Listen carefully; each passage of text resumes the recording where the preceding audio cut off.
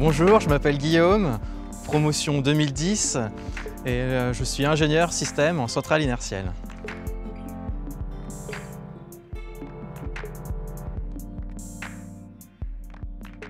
Alors ça consiste en rédaction de spécifications système et ensuite tout ce qui est cycle en V, donc étude amont, rédaction de spec et ensuite vérification associée à ces spécifications pour pouvoir livrer des systèmes aux clients qui correspondent à leurs besoins.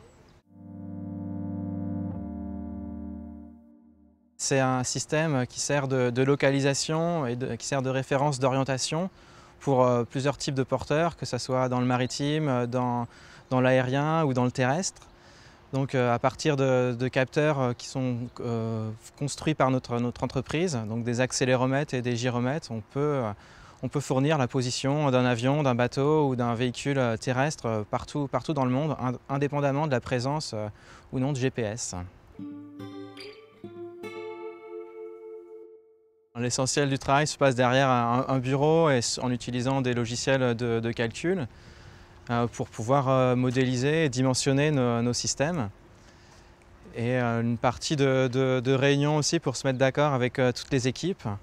Et ça reste dans un environnement vraiment français. C'est stimulant parce qu'on pose des problèmes intellectuels et du coup on a l'occasion de voir comment on construit un système, donc à la fois les études de dimensionnement et ensuite la mise en œuvre du système. Donc il y a à la fois une phase sur ordinateur au début et puis ensuite sur nos moyens d'essai, que ce soit essai véhicule ou en environnement pour valider et certifier nos produits. Il faut être curieux parce qu'il y a beaucoup de problèmes qui apparaissent tous les jours et aussi savoir être force de proposition pour résoudre ces problèmes. Et donc tout ça dans un cadre assez dynamique parce que c'est des projets assez courts et qui, donc, dans les temps de développement, il faut que ça avance assez vite, quoi.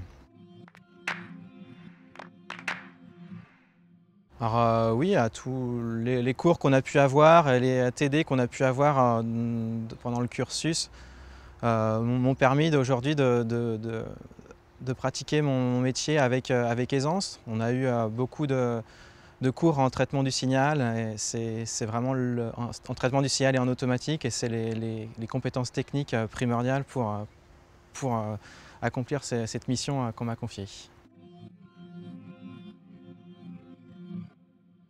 Ouais, il y en a beaucoup. Le plus marquant, c'est peut-être l'arrivée pendant notre phase d'intégration.